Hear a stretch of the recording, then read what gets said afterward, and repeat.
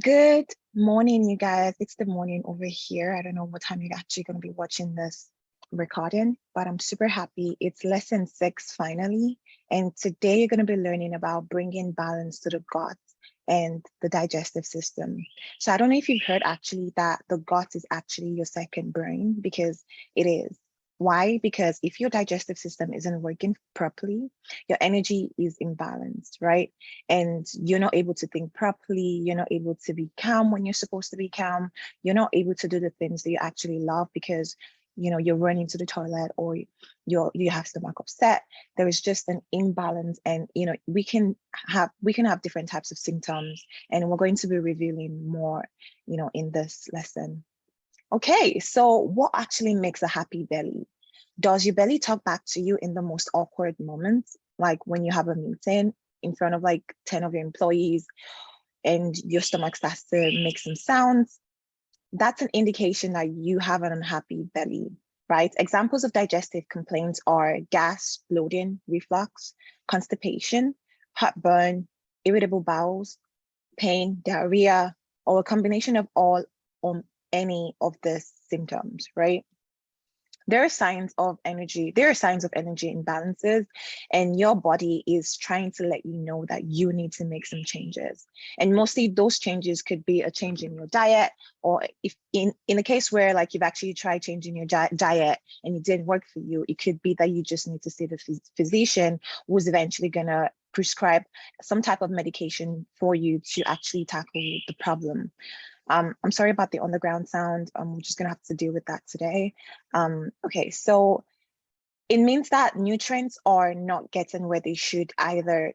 They should go to your cells for energy and repair work, or out of the body because they do not belong there, right? So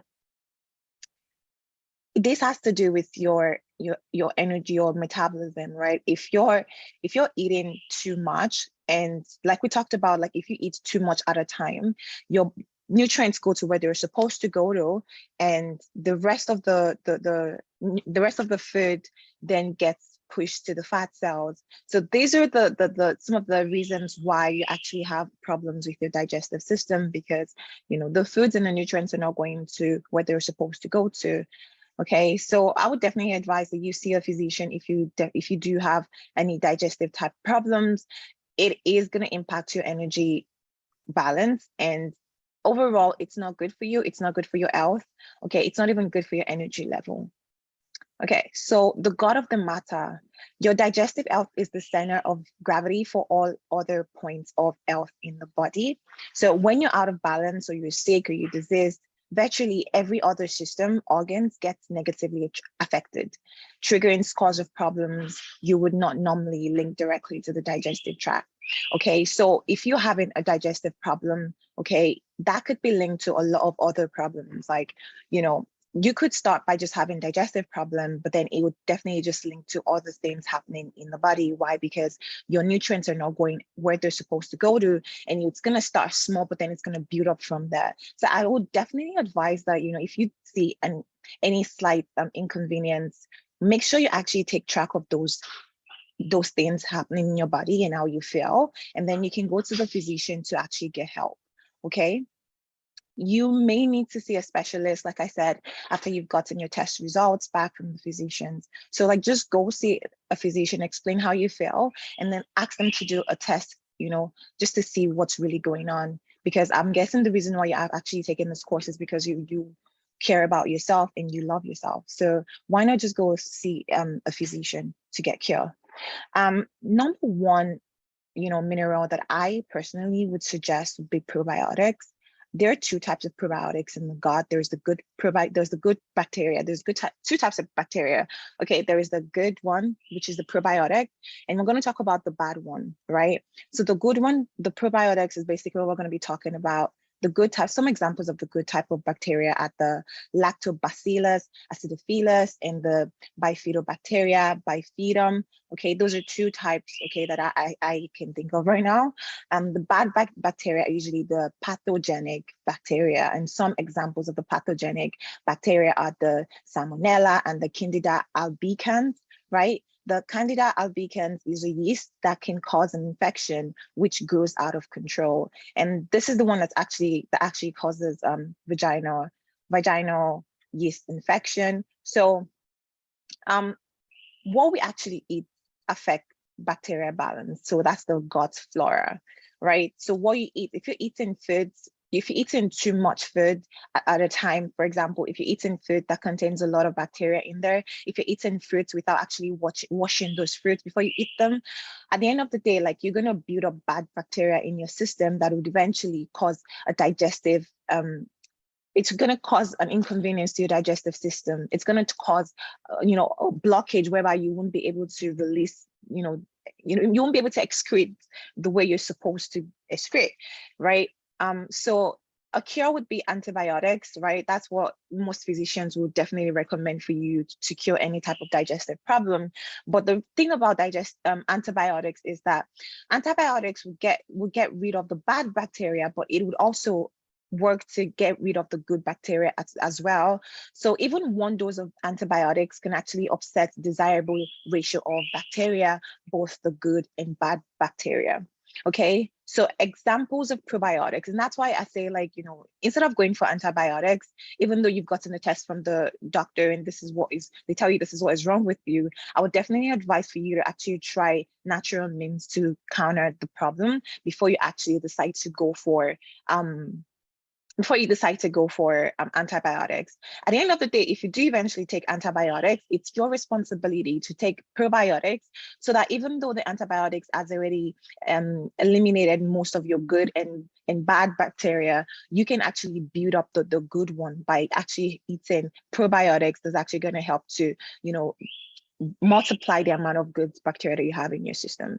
Okay, so it is best to take probiotics in its natural form to help with the proper functioning of the gut and to fight against inflammation. Remember when we talked about oxidation, when we're eating and we inhale oxygen, and the nutrients and the oxygen that we inhale actually does work together to actually release nutrients to cause energy production in the system. So, we talked about how, the free radicals do occur, and that basically causes inflammation, whereby, one electron is, two electrons, there's an electron breakdown, whereby one electron is trying to steal electron from the other, and it becomes a catalyst reaction happening in the system that causes inflammation overall.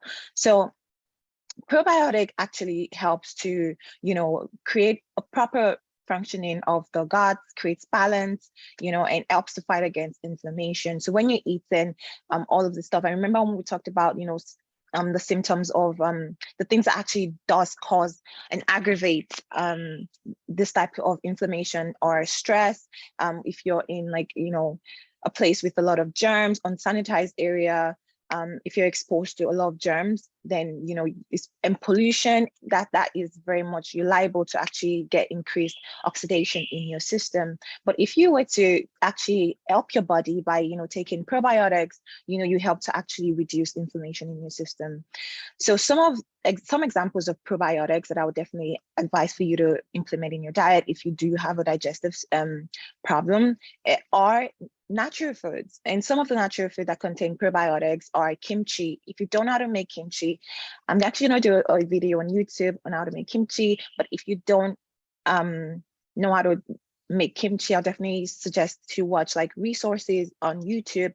There are many videos of how to make kimchi on YouTube. Okay, so there's also raw sauerkraut, and there's yogurt, dairy, kefir, and there is coconut water, kefir. There is fermented soy, tempeh, miso, natto. Those are examples of probiotics in natural foods. So if you want to go for yogurts, go for yogurts with zero MSG in there, GMOs. You want to go for the most organic one. Okay, same as coconut water, same as fermented soy. You want to go for the best one possible. So definitely make sure to check the ingredients before you actually buy any product. That's one thing that I would suggest, because already you might already have a digestive problem and you don't want to aggravate that problem, right? So some examples of probiotics include the following. So we have the Jerusalem artichoke, which is a sunchocks. We have the chicory roots, asparagus, oats, raw honey. Okay, so instead of taking sweeteners, you can actually just take raw honey, which is amazing, barley, grounded flax seeds, and onions, right? So you don't want to do too much. For onions, you don't want to do too much. You just want to go like just a little bit in, like, you know, say in 1 or 2 meals in the day. So that is one, those are some examples that are examples that I personally would recommend to you. It's definitely going to help you.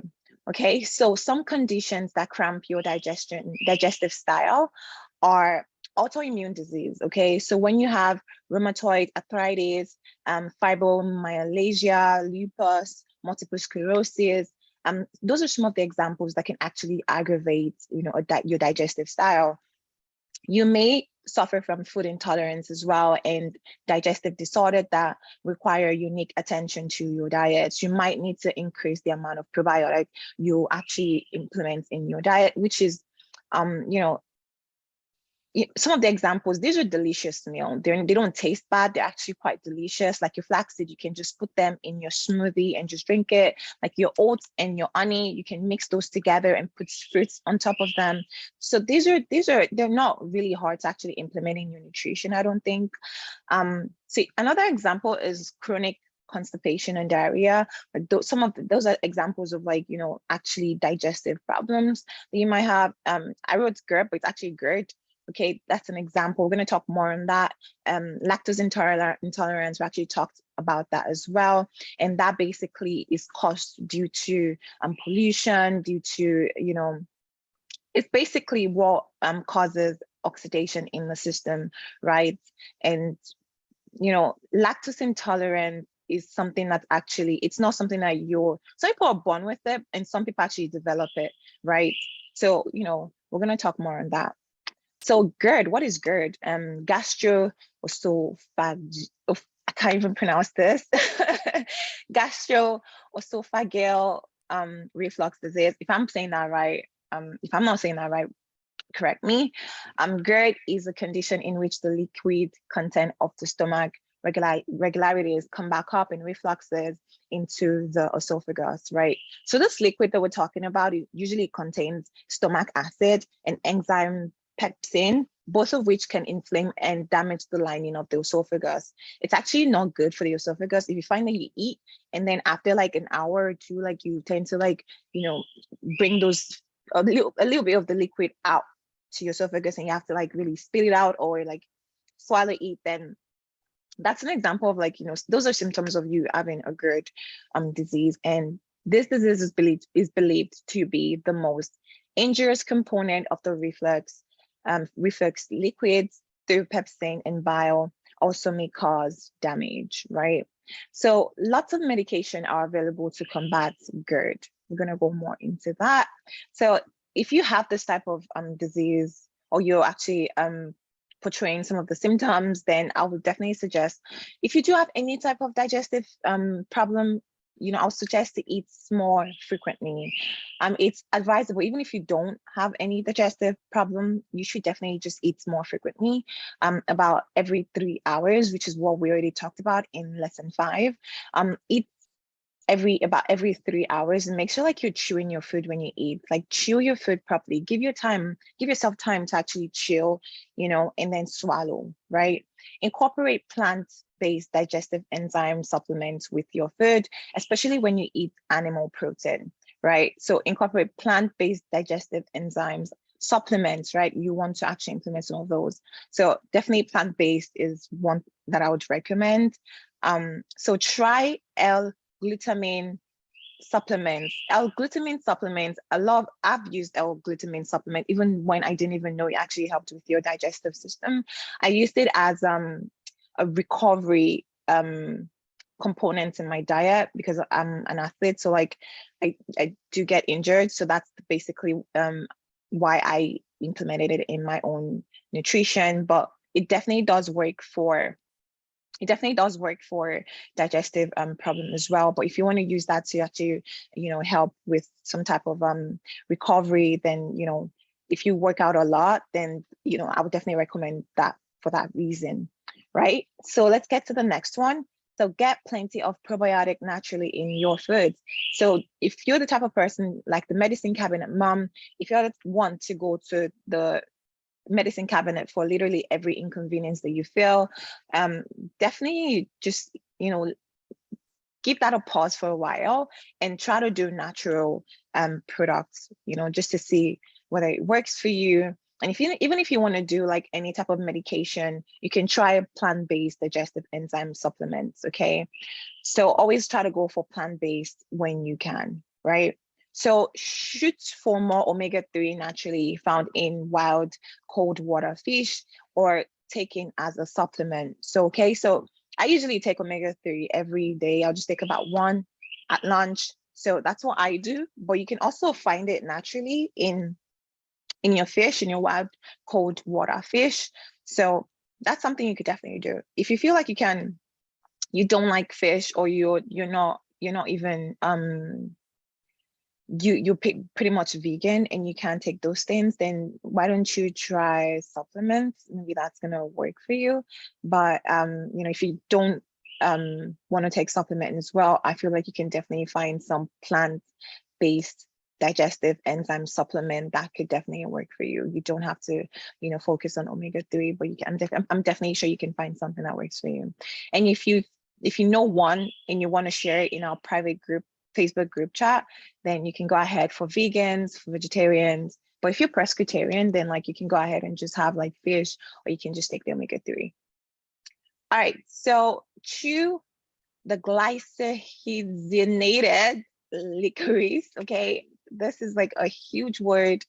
Okay, so this supplement, you want to take it between meals, okay? This will work for your acid reflux problem. All right, so try mastic gum as well. It has antibacterial properties. You want to be careful. You don't want to go too overboard on this one. So try taking magnesium citrate and glycinates before bed to improve the movement of food and waste through your digestive tract.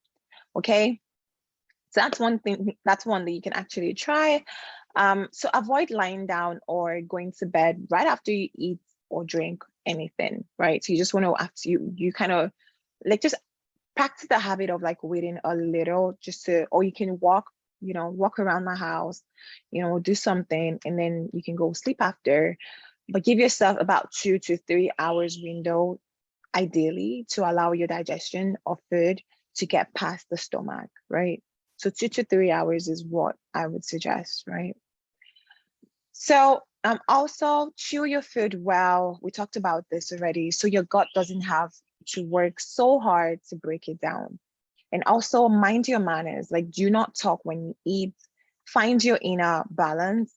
You know, gut-friendly bacteria use fiber as their main food source. Eat plenty of fruits, vegetables, and whole grain. And we talked about fiber, I think it was lesson 2, lesson 3, but fiber is very, very good for you. It's very good for your digestive system. If you find that, you know, you have some of the symptoms that we highlighted today, definitely I would suggest that you should improve, you know, increase the amount of fiber you take. There are a lot of natural products and supplements that you can actually take to help. But you know, if you were to use natural foods, you're able to really track how much fibers you're actually putting in your system. So don't eat too much sweets as well. So that is also a thing that could actually cause any digestive problem. You find that if you were to eat too much sugar, you definitely want to go to the toilets a lot of times. And that's because like your belly is not happy. You've made your belly unhappy, okay? So when sitting on the toilet bowl, lean forward and rest your chest on your laps. This will avoid pushing or straining to have a bowel movement for complete elimination. So your job is basically to help your body to function properly. So if we're focusing on elimination and excretion, you know, we need to really focus on actually helping our body to excrete properly. And part of your job is to really, you know, be in positions where you can actually get the job done, right? So that is one position that I would definitely recommend. I don't recommend you standing on the toilet bowl. It's just a joke. But yeah, that would be one.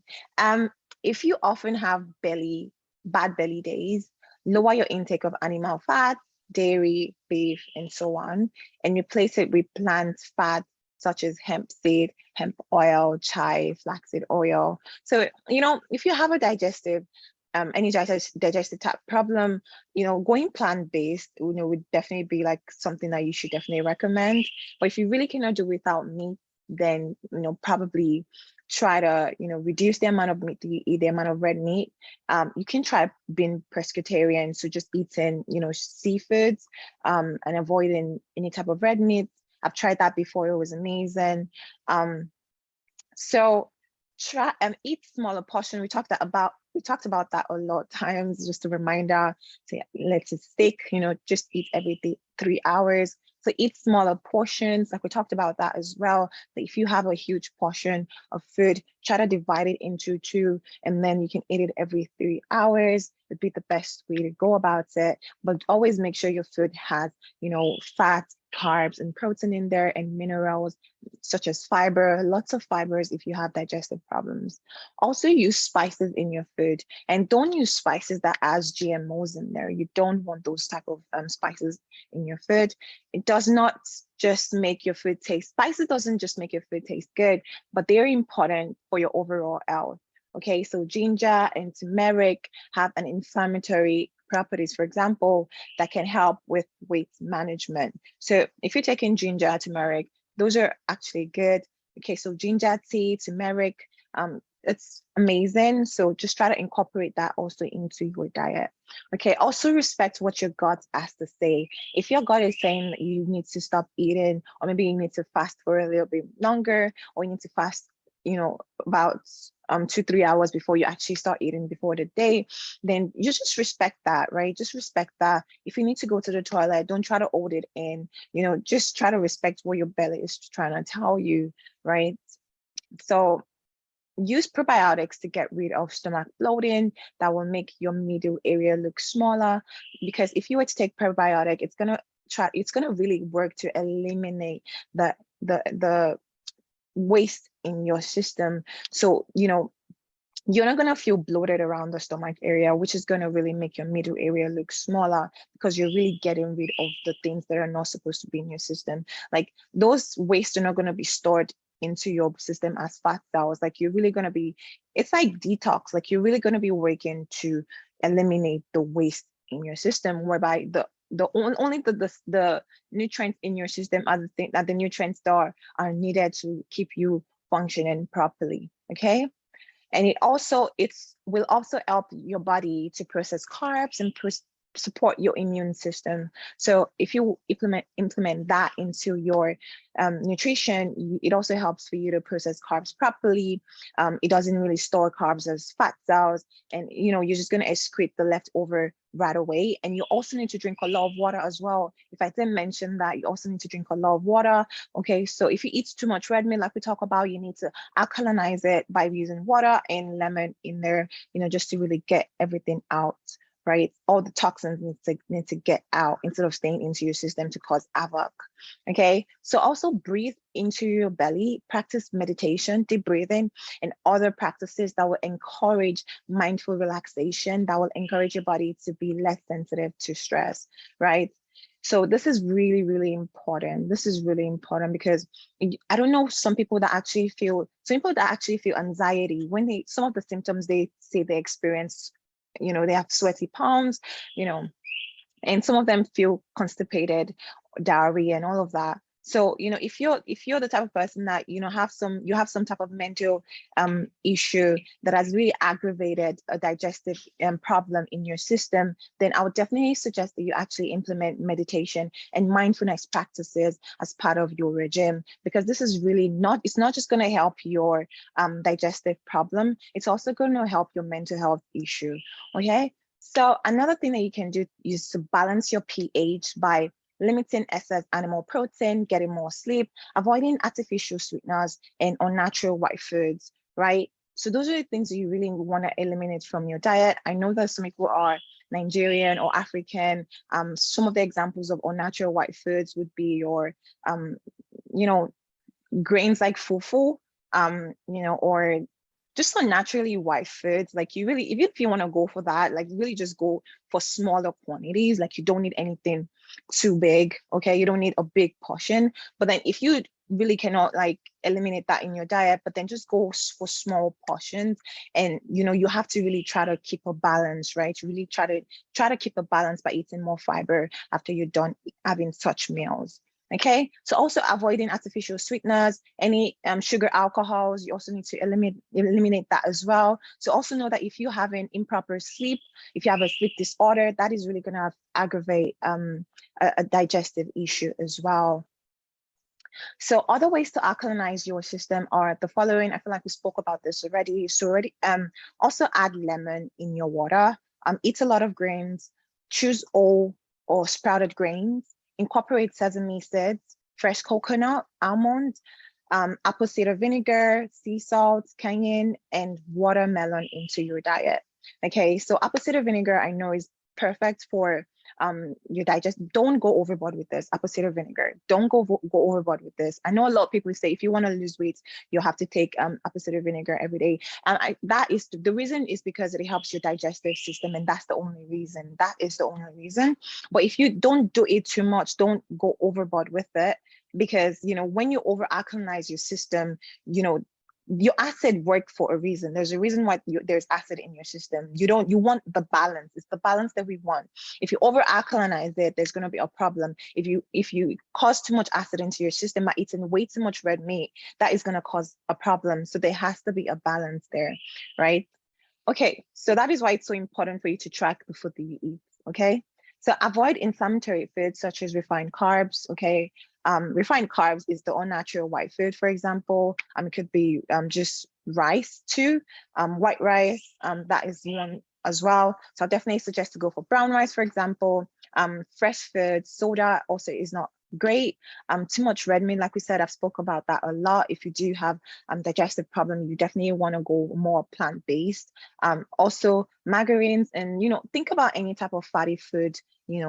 Think about any type of fatty food. Those are not great for you if you do have any type of digestive issue.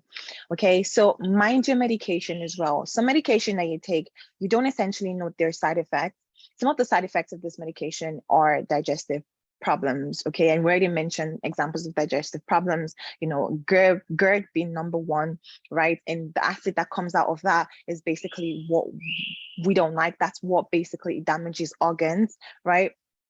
And also test your thyroids, right? When you go see the physician, why we're asking you to get tests done is because you need to test your thyroids, right? If you don't test your thyroid, there's no way the physician is able to know what is wrong with you, or there's no way you even are able to know what is wrong with you.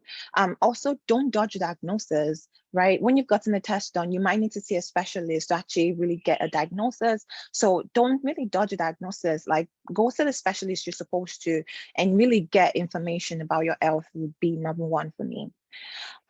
So foods to consume and others to avoid. Okay, so some examples are foods that can be found in nature are foods that you should actually consume more often, foods that are recognized, that have recognizable ingredients, right? Like we talked about organic food being foods, and foods that are not organic are basically chemicals, right? So you want to definitely try to limit the amount of inorganic foods in your diet, because they do contain chemicals that we really don't know anything about, right? So go for all high quality foods, new foods daily and on a seasonal basis, right? So for example, like fruits in season, such as mango, pawpaw, all those type of fruits that do come during the summer, you need to really indulge in those type of foods. Like there's the winter fruits as well, indulge in those type of fruits. So every time the season changes, so should your food be changing, right? So new foods daily and on a seasonal basis. You shouldn't be eating the same food every single day, right? So all fruits and vegetables, skin, pulp, and cells are packed with nutrients. Vegetable sources and protein, good fibers, and good sources of fibers and valuable nutrients. Vegetables add meals and snacks to satisfy your hunger. Okay, so we talked about that. Even though the meal prep the meal plan resource does say, you're going to have 1 serving of carbs, protein, and fat, and then you can go for as much vegetables as you can. But then, when you are hungry, it's advisable for you to go for vegetables to satisfy your hunger or snacks. But then you can, after that, if you still feel hungry, then you can go for more carbs, or, depending on how much activity you're actually doing, then you want to, increase the amount of carbs, the amount of protein, or the fat that you're going to be implementing in your diet. Okay. So another one is basically food that you want to consume is basically meals full of natural colors, fruits and vegetables with dark colored flesh and leaves, fresh and frozen organic fruits and vegetables, a variety of whole grains. Definitely whole grains is basically part of the meal plan resource. So definitely try to incorporate that as well. So wheat-free grains such as quinoa, amaranth, teff, buckwheat, oats, rice, and wild rice. These are part of the meal plan resource. Okay, so organic, locally grown, hormone-free, preservative-free foods, definitely a top one. Organic food, definitely, you should definitely, invest in those. So water, herbal tea, healing tonics, definitely great for you. Dishes that are inherently flavorful by cooking with spices and herbs, right? We talked about spices being actually great for you. It's not just for, for you to taste good. It's actually great for you. It's great for your system, right? So let's just go to talk more on, foods to actually avoid. Foods to actually avoid are food products such as no trans fat, partially hydrogenated oil, high fructose corn syrup, dyes. All those type of foods, we talked about that they have the potential to actually block your arteries, right? Foods with ingredients you cannot define. If you cannot read the ingredients and actually define the ingredient that's in there, you need to actually just not buy those type of products. Okay, so completely ready to eat meals from poor quality ingredients, preservatives, don't buy those foods. You want to go as organic as possible. Don't try to eat the same thing every day. Okay, I used to do this too. I used to meal prep and just eat the same food every single day. But the fresher the meal, the better, right? So food products, including juices, definitely is one that I would recommend as well. So animal products exclusively as a way to avoid carbs. Quality carbs are essential part of any healthy nutritional plan. Don't try to avoid animal, don't try to focus on just eating animal products in your diet. Okay, you need your carbs. Okay, you need your protein, you need your fat. You need to have a very much balanced diet. Okay, so if you're having like more animal protein and fat to feel full, don't do that. Okay, just make sure your food is as balanced as possible. So if you have a meal that has just one color, or it's basically just a colorless meal, that is not great for you as well. So vegetables without color, like iceberg lettuce and white potatoes, those are not great as well. So canned, dried, and processed conventional fruits and vegetables, those are not great. I know you can find those for like $1 at the grocery store, but you need to invest in fresh organic fruits, right? So refined grains, flour, white bread, crackers, and so on, or flour-based carbs at every meal, those are not great as well. Okay, even if you're gonna go for crackers or for go for like good ones, like very good ones, all grains, right? Go for the good ones. Don't go for the refined ones. And like I wouldn't suggest you eating, the same type of carbs at every meal. You need to change it, right? So wheat, every time you want a grain, you need to try different things, right? Just try different types of grains, and everything has been included in the meal plan resource. So yeah, definitely look at that. Foods with chemicals, you want to actually, prevent that as well. So protein, nutrient poor, high calorie or artificially sweetened beverages, you actually need to, just quit that as well. This morning I was actually wanting to take like a beverage, and then I checked the ingredients and I saw that it actually has, sweeteners in there, and I had to really just pour it out, right? So that's the type of dedication you really need to have in really taking ownership of your health. Okay, so foods eaten beneath sauces that you don't know anything about. Okay, most of those type of foods are usually processed type foods. You want to stay away from those types of food. Okay, so congratulations, yay! you are finally finished lesson 6, and we're gonna go straight to lesson 7 because there's so much for us to learn. Okay, it goes all the way to lesson 10, and I'm super excited to be teaching this course. We're going to learn more about how to really get a flawless skin, how to really slow down aging, about exercise and the point of exercise. Why should you even be exercising, right? So you've learned that there are many ways to keep your gut healthy, happy through proper heat, proper nutrition, and by taking supplements, right? There are other ways for you to actually keep your gut healthy, but the main one that we actually focused on that actually are efficient, effective, are proper nutrition and taking supplements. We discussed the different conditions that can cramp up the digestive style. Okay, so some of that being GERD, diarrhea, constipation, right? We also talked about GERD and how to actually cope with GERD. And if you were to think about one thing that we actually talked about that could actually help you to cope with GERD is to eat small portions every 3 hours is the best way to actually go about it. Okay. So lastly, we also highlighted that, the food you should be eating and the ones you should actually avoid, right? So remember, you don't have to be perfect. You just need to keep trying, okay? I've got this, okay? I'm so proud of you for actually investing in this course to really take ownership of your health, okay? So I'm gonna see you in lesson 7, and okay, so just keep paying attention and participating, and yes, and don't forget to actually go on the private Facebook group and also interact with other women there. So I'm gonna see you there. So bye guys.